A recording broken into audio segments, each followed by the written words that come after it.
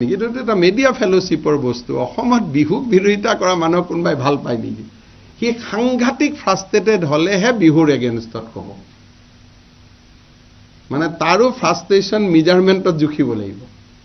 এইবিলাক মানুহকতো মই নিজে জানো সৰুৰ পৰাই দেখিলো উঠিলো কেনেকুৱা যি মানুহৰ লাইফ আছে যোনে আশা দেখে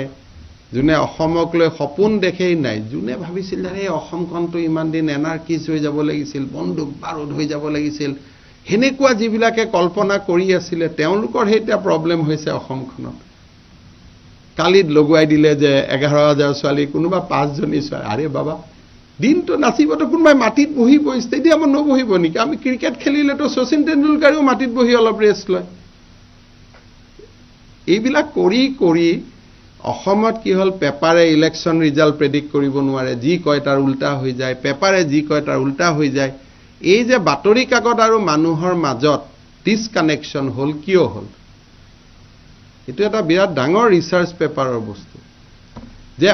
বাকি সব জায়গাতে বাতৰি কাকত পোৰ্টেল টিভিয়ে মানুহৰ মানসিকতাটোত অলপ হলেও নিয়ন্ত্ৰণ কৰে অসমত কিয় নোৱাৰা হল আপুনি যি লিখক কালি কোনো আচাৰ নপৰে কিয় আচাৰ নপৰে এই কথাটো এটা মিডিয়া ফেলোশ্বিপত ডিসকাস কৰিব লাগে